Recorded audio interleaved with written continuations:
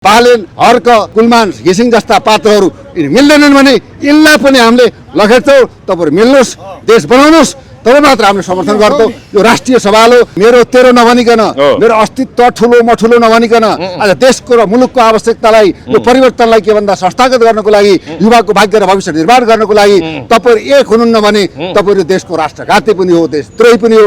जनताको नजरमा तपाईलाई हामीले लखेट्छौँ। आज रविलाई मानेका छौँ, बालेनलाई मानेका छौँ, हर्कलाई मानेका छौँ, गोपी हमाल चाहिँ के भन्दा कुलमान घिसिङलाई मानेर लाइट अफ द ल्यान्ड भएका छौँ। तपाईले जसरी जुन सरकारमा जानुभएको छ त्यसले हामीलाई आपत्ति होइन। हाम्रो आपत्ति के हो? देश बन्नु पर्यो, युवाले स्वरोजगार पाउनु पर्यो, समावेशी न्याय हुनु पर्यो। यहाँ पार्टीका मान्छेको वर्चस्व हुनु भएन। पटक पटक टेस्ट भएका, देशलाई बेचेका राष्ट्रघाती, देशद्रोही, अपराधी यी विदेशी दलालहरूलाई परास्त पार्नु पर्यो। र जहाँ जहाँ यिनीहरू भोट माग्न जान्छन् यिनलाई चाहिँ के भन्दा डन्डा लाएर लखेट्नु पर्यो। जसले भ्रष्टाचार गर्छ कानुन होइन, जसले भ्रष्टाचार गरेको प्रहर देखिन्छ त्यो ठाउँमा पेट्रोल हाल्दा त्यही मार्नु पर्यो। त मात्र देश बन्छ, त्यसै बन्दैन। कुनै पनि नेता आजको दिनसम्म राष्ट्रवादी नेता जन्म नै सकेन। मान्छे पत्र पार्टी भन्दा माथि देश सम्झेर अब एक हुनु पर्यो। प्रधानमन्त्रीको हैसियत के हो? जनताको माग के हो? जेनजी पुस्ताको योगदान र बलिदानको के हो? क्रान्तिबाट जन्मेको सरकार लाचार भएर निरीह बस्ने लाज लाग्दैन, शरम लाग्दैन? यो देश तपाईको पनि हो, मेरो पनि हो। देश सुरक्षित हुनुपर्छ। विदेशीको दलाल लिगेर हलाली गर्ने राष्ट्रघातीहरूलाई नाङ्गे झार पारेर झुन्डाउनु पर्छ, कडा कानुन बन्नुपर्छ। अहिलेको सरकारले हरेक चाहिँ मागलाई सम्बोधन गर्नुपर्छ। पहिले रवि बालेन हर्क कुलमान मिल्नुपर्छ भन्नुभयो, तर माटो एक्लै चुनाव लड्छ, हर्क साम्पाङ कसैले सहकार्य गर्दैन भन्ने भनिसक्नु भएको छ। हर्क साम्पाङले उहाँले मास उतारि राख्नु भएको छ। त्यहाँ मान्छेको सोच र विचार। हर्क साम्पाङले पनि एउटा भनौँ धरती, प्रकृति, श्रम र माटोलाई हामी खेल्नुपर्छ। धरतीको आँचलमा हामी जबसम्म खेल्दैनौँ तबसम्म हाम्रो देशको विकास सम्भव छैन भनेर उहाँले एउटा सूत्रपात गर्नु हो। धन्यवाद छ। तर उहाँले पनि के भन्दा मै नै चाहिँ लङ्का जनाउने हनुमान हुँ, मै नै के भन्दाखेरि चाहिँ लङ्काको रावण हुँ, म बिना अर्को त विकल्पै छैन भनेर अहङ्कार घमण्डले भन्दा पनि समायोजन, युनिटी भएर हामीले देश बनाउनु। मैले बनाउँछु होइन, हामी सबै मिलेर यो देशलाई बनाउने हो। नेपाल आमाको अस्मिताको रक्षा गर्ने हो। विदेशी दलालहरूलाई लखेट्ने हो, भ्रष्टाचारलाई नाङ्गे झार पार्ने हो होइन। त्यो हुनाले के भन्दा अबको कानुन भनेको कडा हुनुपर्छ। भ्रष्टाचारलाई no FIR, no investigation, no inquiry, on the spot death penalty, shoot it down. गलत मान्छे पर्यो भने फेरि गलत, निर्दोष मान्छे प्रमाणको निर्दोष मान्छे पर्यो भने फेरि राजनीतिक सिधै सुट आउट गर्ने कुरा त राजनीतिक। अहिले भर्खरको सूचना अनुसार रवि र बालेन बीच एक ठाउँको सहमति अगाडि बढिसकेको, रवि पछिको वरियता बालेनलाई दिने कुराहरू आइरहेका छ। बालेन पहिलो प्रधानमन्त्री, त्यसपछि रवि भन्ने कुराहरू आइरहेको छ। वैकल्पिक शक्तिहरू एक ठाउँमा आउने अहिले कोसिस कसरत भइराख्दाखेरि यता फेरि पुराना शक्तिहरू काङ्ग्रेस, एमाले, नेपाली कम्युनिस्ट पार्टी लगायतका नेताहरू पनि फेरि एक ठाउँमा उभिन थालेका छन्। यो ध्रुवीकरण कसरी हेर्नु भएको छ? तपाईँ नयाँहरू मिल्नुपर्छ भन्ने पक्षमा हुनु चाहिँ हुनुहुन्न? मूलत यहाँको प्रश्नको लागि धन्यवाद छ। हजुर, देशले परिवर्तन चाहेको पनि हो र परिवर्तन भएको अवस्था पनि छ। यो परिवर्तनको पछाडि भनौँ उद्देश्य र एजेन्डाहरू विपरीत सरकार गइरहेको अवस्था एकातिर छ भने पहिलाको र अहिलेको सरकारमा तात्विक भिन्नता हामीले पाएको अवस्था छैन। मूलत के छ भन्दाखेरि जेनजी पुस्ताहरूले देशको आफ्नो भाग्य र भविष्य निर्माण गर्नको लागि र भ्रष्टाचारलाई कारवाही गर्नको लागि देशको इतिहास जलेको छ। सिंहदरबार लगायतका चाहिँ भौतिक संरचनाहरू जलाउने अपराधी, राष्ट्रघाती, देशद्रोही गद्दारहरूलाई कानुनी कठघरामा ल्याउनको लागि जुन एउटा आन्दोलन भयो, यो चाहिँ के भन्दा युवाको विद्रोह र क्रान्तिबाट चाहिँ जन्मेको सरकारले किञ्चित केही काम गर्न सकेन। आजसम्म चाहिँ नि एकजना मानिसलाई पनि पक्राउ गर्न सकेन। तसर्थ के त भन्दाखेरि अहिले आएर उही पुरानै पटक पटक जनतालाई धोका दिएका, पटक पटक जनतालाई ठगेका, जनताको भाग्य र भविष्यवादी खेलवाड गरेका, युवा पुस्तालाई बाध्य भएर विदेशबाट पलायन र बेच्न बाध्य भएका, भिजिट भिसा लगायतका वस्तुबाट चाहिँ नेपाली नागरिकलाई बेच्ने राष्ट्रघातीहरू अहिले एक हुन थालेको अवस्था एकातिर छ भने अब अहिले आएर हामीले पटक पटक भन्दै आएको जबसम्म यो देशको सत्ता युवा पुस्तामा हस्तान्तरण गर्न सक्दैनौँ तबसम्म यो देशमा किञ्चित परिवर्तन सम्भव छैन। रवि बालेन मिल्नुपर्छ, त्यसो भए पटक पटक हामीले भन्दै आएको रवि बालेन, हर्क साम्पाङ, गोपी हमाल, कुलमान घिसिङ जस्ता देशले चाहेको र हामीले मानेका पात्रहरू होइन। तपाईँ युनाइटेड किन हुन सक्नुहुन्न?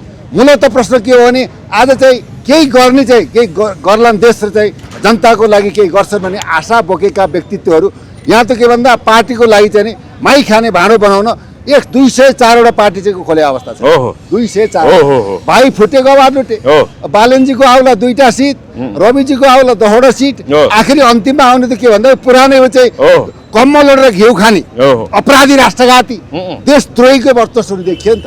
त्यो हुनाले अबको परिवर्तनलाई यदि हामीले आत्मसात गर्न सकेनौँ भने, एकले अर्काको अस्तित्वलाई स्वीकार गर्न सकेनौँ भने देश विसर्जनको अवस्थामा छ। विदेशी चाहिँ चरम चाहिँ हस्तक्षेप भएको अवस्था छ। यहाँ कुनै पनि नेता आजको दिनसम्म राष्ट्रवादी नेता जन्म नै सकेन। मान्छे पत्र पार्टी भन्दा माथि देश सम्झेर अब यहाँ गुन्नु पर्यो। देशभन्दा पार्टी सिद्धान्त विचार आस्था दल र पार्टी भन्दा पनि देशमाथि हुन्छ। देशलाई केन्द्रमा राखेर काम गर्नु। नेसनल फर्स्ट हुन्छ। जननी जन्मभूमिश्च स्वर्गादपि गरिएसी भनेको छ। आज यो मुलुकलाई यदि सुरक्षित संरक्षित रूपमा हाम्रा पुर्खाहरूले हामीले चाहिँ हस्तान्तरण गरेको मुलुकलाई आज चाहिँ के भन्दा भावी पुस्ताहरूको भाग्य भविष्य समृद्ध नेपाल, भ्रष्टाचार मुक्त नेपाल र चाहिँ विभेद मुक्त नेपाल, समावेशी र चाहिँ एउटा के भन्दाखेरि युगान्तकारी परिवर्तन सहितको सुरक्षित र संरक्षित राष्ट्र भावी पुस्तालाई दिएर मर्ने एउटा प्रतिबद्धताको लागि रवि र बालेन, हर्क साम्पाङ भनौँ न चाहिँ के भन्दाखेरि तपाईँको चाहिँ कुलमान घिसिङ जस्ता पात्रहरूले यहाँ मेरो तेरो नभनिकन, मेरो अस्तित्व ठुलो म ठुलो नभनिकन आज देशको र मुलुकको आवश्यकतालाई यो परिवर्तनलाई के भन्दा संस्थागत गर्नको लागि, युवाको भाग्य र भविष्य निर्माण गर्नको लागि तपाईहरू एक हुनुहुन्न भने तपाईहरू देशको राष्ट्रघाती पनि हो, देशद्रोही पनि हो। जनताको नजरमा तपाईँलाई हामीले लखेट्छौँ। आज रविलाई मानेका छौँ, बालेनलाई मानेका छौँ, हर्कलाई मानेका छौँ, गोपी हमाल र चाहिँ के भन्दा कुलमान घिसिङलाई मानेर लाइट अफ द ल्यान्ड भएका छौँ। तपाईँले जसरी जुन सरकारमा जानुभएको छ त्यसलाई हामीलाई आपत्ति होइन। हाम्रो आपत्ति के हो? देश बन्नु पर्यो, युवाले स्वरोजगार पाउनु पर्यो, समावेशी न्याय हुनु पर्यो। यहाँ पार्टीका मान्छेको वर्चस्व हुनु भएन। पटक पटक टेस्ट भएका, देशलाई बेचेका राष्ट्रघाती देशद्रोही अपराधी यी विदेशी दलालहरूलाई परास्त पार्नु पर्यो। र जहाँ जहाँ यिनीहरू भोट माग्न जान्छन् यिनलाई चाहिँ के भन्दा डन्डा लाएर लखेट्नु पर्यो। जसले भ्रष्टाचार गर्छ कानुन होइन, जसले भ्रष्टाचार गरेको प्रहार देखिन्छ त्यो ठाउँमा पेट्रोल हाल्दा त्यही मार्नु पर्यो। त मात्र देश बन्छ, त्यसै बन्दैन। 2-4 जना शहीद आज 76, 77, 78 जनाको रगत चाहिँ अझै भनौँ एउटा सुकेको अवस्था छैन। आज चाहिँ जेनजीका युवाहरू बेडमा छटपटाइरहेको अवस्था छ। सरकारले के गर्यो? हेरमा तिमीले देश बनाऊ, जनताले जनता र आफ्ना सन्ततिको मागलाई पुरा गर भनेर गएको सुशीला कार्कीले के गरेर बस्या? प्रधानमन्त्रीको हैसियत के हो? जनताको माग के हो? जेनजी पुस्ताको योगदान र बलिदानको के हो? क्रान्तिबाट जन्मेको सरकार लाचार भएर निरीह बस्ने लाज लाग्दैन? शरम लाग्दैन? यो देश तपाईँको पनि हो, मेरो पनि हो। देश सुरक्षित हुनुपर्छ। विदेशीको दलाल लिगेर हलाली गर्ने राष्ट्रघातीहरूलाई नाङ्गे झार पारेर झुन्डाउनु पर्छ, कडा कानुन बन्नुपर्छ। अहिलेको सरकारले हरेक चाहिँ मागलाई सम्बोधन गर्नुपर्छ।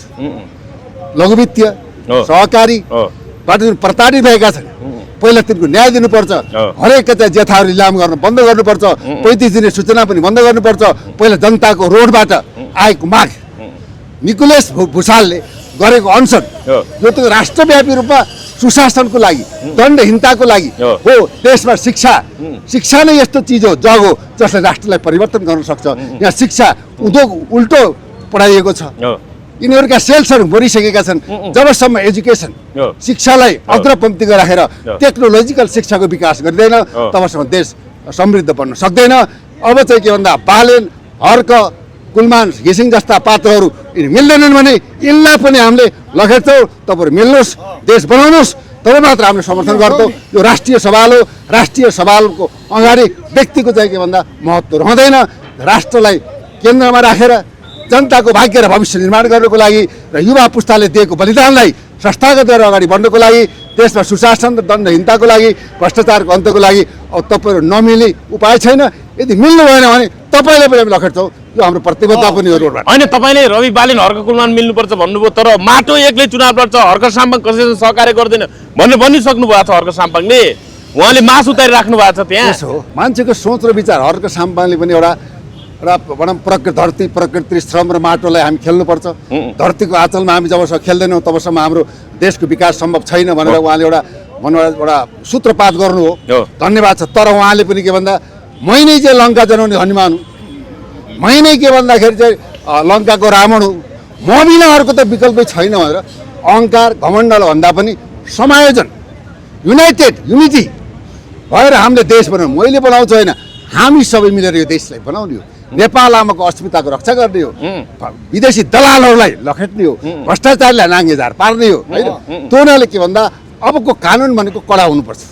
भ्रष्टाचारलाई no FIR, no investigation, no inquiry, on the spot death penalty, सुदै सुट इट डाउन। होइन फेरि गलत मान्छे पर्यो भने फेरि गलत होइन, निर्दोष मान्छे प्रमाणको आधार, निर्दोष मान्छे पर्यो भने फेरि राजनीतिक सिधै सुट आउट गर्ने कुरा त राजनीतिक प्रतिशोधको आधारमा होइन। यो त जसलाई पनि डर लाग्छ होइन, अनि डर लाग्छ। षड्यन्त्र गरेर पनि जबसम्म कानुन जस्तो कडा केपी हुँदैन- शर्मालाई नै सुन्नुहोस्, कसैले भोलि अगाडि बढ्दाखेरि उसलाई चाहिँ भ्रष्टाचारको आरोप जनकजी, कुरो कसैले सुन्नुहोस्। बिना सिद्धि बिना प्रमाण लगाइदियो भने के गर्ने जब तपाईँले चाहिँ जङ्गबहादुर राणाले भने होइन, हो जसले कालोबजारी गर्छ त्यसले 5 जना राखेर कागज गरेर अन द स्पट मारिदिनुहोस् भने हो। त्यो हुनाले प्रमाणको आधारमा हो यदि मैले भ्रष्टाचार गरेको छु, प्रमाणले को भार लेखेर त भने मलाई पनि on the spot death penalty मारिदियो। प्रमाणको आधारमा जबसम्म भ्रष्टाचारी, राष्ट्रघाती, देशद्रोही, अपराधी, प्रसारवादी यी राष्ट्रघाती देशद्रोहीलाई अन द स्पट डेथ पेनाल्टीको कानुन बन्दैन, तबसम्म देशमा सुशासनको प्रत्याभूति हुँदैन, देशमा शान्ति। अनि यो सरकारले सुशासनतर्फ काम गर्ने। त्यसो भए हेर्नु त डाक्टर निकोलस भुसाल जस्ता युवा अहिले सडकमा आमरण अनसन जीवन मरणको दोसाँधमा यहाँ बसिरहेछन्। हेर्नुहोस् त विभिन्न आमरण अनसनमा बसेर विभिन्न मागहरू राखिरहेछन्। यो सरकारलाई वास्ता बेस्ता केही छैन। यो सरकार पनि पुरानै डराएको पुरानै यो सरकारमा के भिन्नता पाउनुभयो? अवस्थाको आज देखियो। जेनजी पुस्ताका 78 जना युवाहरूले बलिदान भए, हजारौं चाहिँ शहीदहरू बेडमा छटपटिरहेका छन्। के सुशीला कार्कीलाई प्रधानमन्त्री बनाउनको लागि आन्दोलन भएको हो? मेरो प्रश्न के चाहिँ कुलमान घिसिङलाई चाहिँ के भन्दा ऊर्जा मन्त्री बनाउनु भएको हो? के महावीर पुललाई शिक्षा मन्त्री बनाउनको लागि यो आन्दोलन भएको हो? यो जेनजीको माग थियो। माग जेनजीको के हो? जेनजी र सर्वसाधारणको माग के हो? सर्वहारा वर्गको माग के हो? किसानको माग के हो? विद्यार्थीको माग के हो? युवाको माग के हो? टेक्नोलोजी र शिक्षाको माग के हो? कहाँनिर सम्बोधन भएको छ? यो त के भन्दा पुराना ढर्राको बराबर भन्दा यो सरकार त अत्यन्त कमजोर, इतिहासकै कमजोर देखियो। आज चाहिँ क्रान्तिको भरमा उभिएको सरकार विश्वकै नयाँ बोतलमा पुरानै रक्सी जस्तो भयो त्यो शक्तिशाली सरकार हुन्छ। आज यो सरकारले के गर्यो? 1600 हतियार चाहिँ लुटिएको छ स्वचालित। कहाँ हतियार बरामद भए? 8000 कैदीहरू चाहिँ फरार भएका छन्, हरेक अपराधमा संलग्न भएका। तिनलाई कहाँ चाहिँ यो सरकारले कारबाही गर्यो?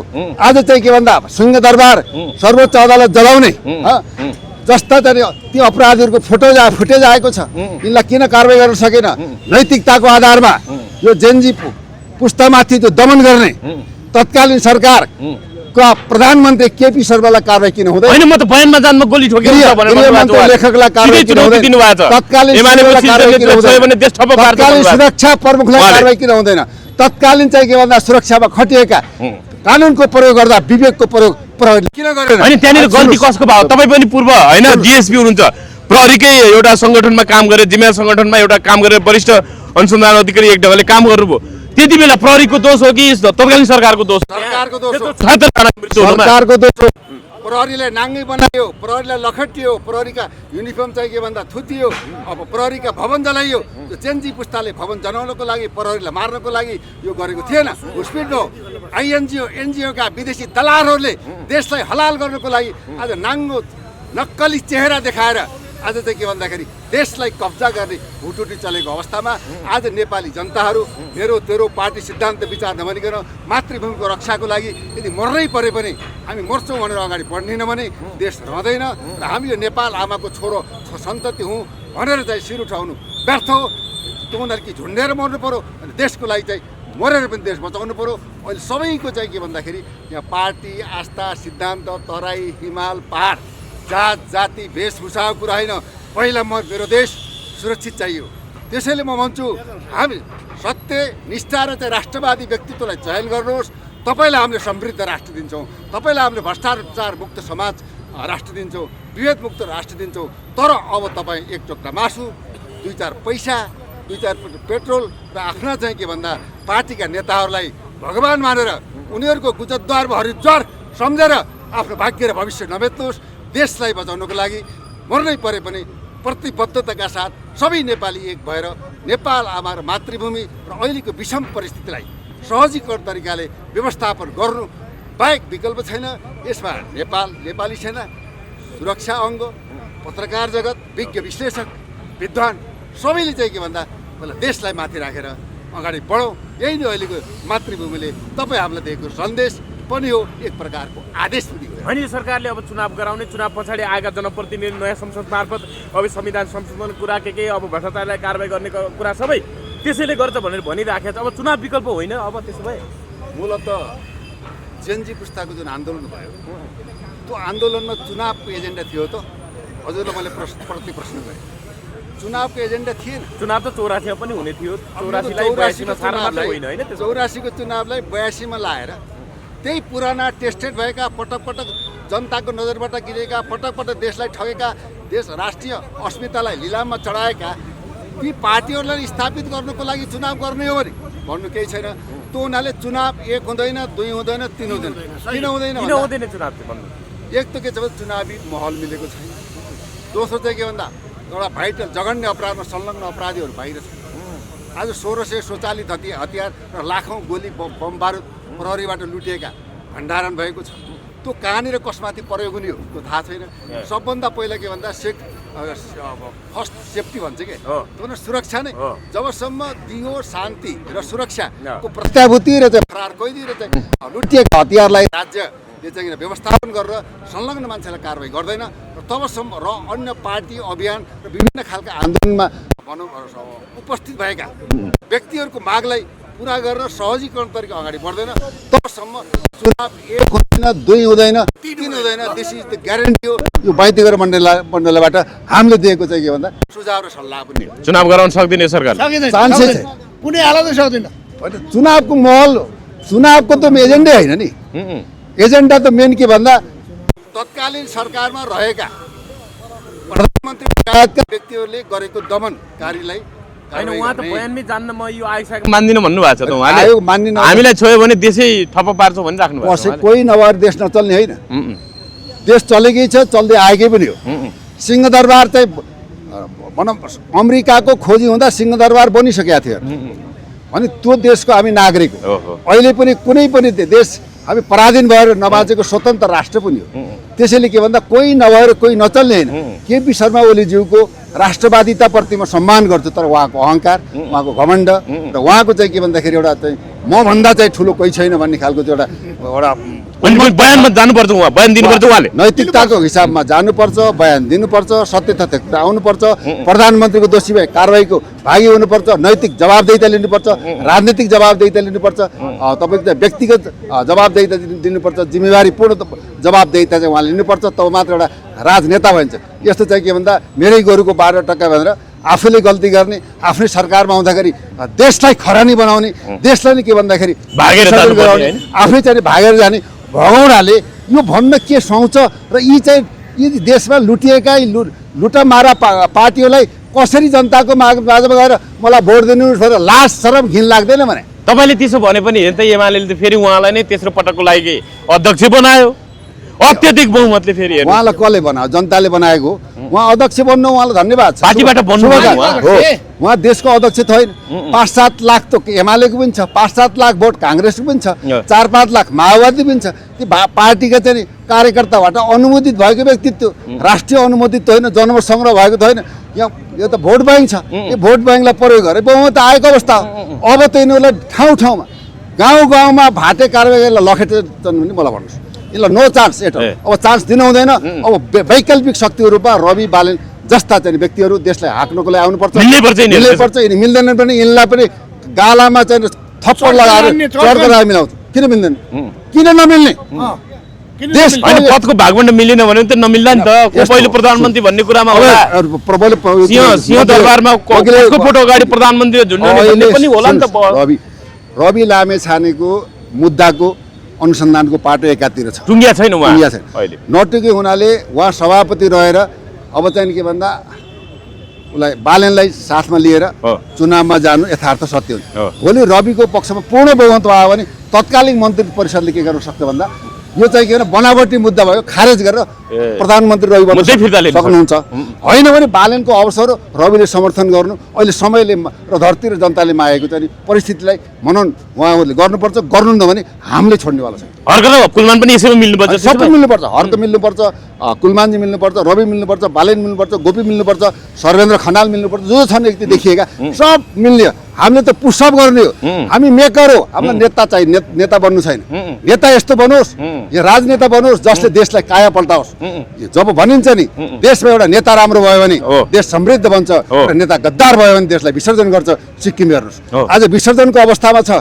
भारतले चाहिँ भनौँ के भन्दाखेरि गिद्ध दृष्टि लगाएको अवस्था छ अब जसरी हुन्छ यहाँ अराजकता मच्चाएर जति भयो घटनाक्रम भारतकै डिजाइनमा भएको अवस्था हो त्यो हुनाले के त भन्दा जसरी भयो भने नेपाललाई 29औं भारतको एउटा राज्यको रूपमा स्थापना गर्न भारत लागेको छ यी चम्चाहरूले देशलाई नै अब विसर्जन अवस्थामा किन बोलिरहेको छैन सरकार किन मौन्छ पार्टीका चाहिँ उच्च स्तरीय नेताहरू किन मौन्छन् तपाईँ हामी मात्र किन बोल्नु परेको छ भने केटीहरू बिकाउ हो देश बेच्न चाहन्छौ ल्यान्ड अफ दोर्जेला भन्दा पनि खतरनाक चाहिँ के भन्दा हुन्छखेरि सजाय हुन्छ देश बचाऊ देश बचाउन हामीले राजनीति गरौँला देश बचाउन हामी लडौँला देशै नरहने अवस्थामा एक हुने कि फुटेर चाहिँ के भन्दा तत्त्वमा गएर जुझ्ने यो हम प्रश्न हो राष्ट्रको सवालमा पार्टी सिद्धान्त भन्दा पनि यो देश मेरो हो यो देशलाई मैले बचाउनु पर्छ भन्ने प्रतिबद्धता सबैमा आउनुपर्छ भन्ने मेरो ध्यानाकर्षण सुझाव पनि हो यिनीहरू मिल्दाखेरि के देशमा अब नेपाली जनताले बहुमत दिन्छ नि त मान्छेले त काङ्ग्रेस एमाले नै पहिलो ठुलो पार्टी दोस्रो ठुलो पार्टी बन्छ भन्छन्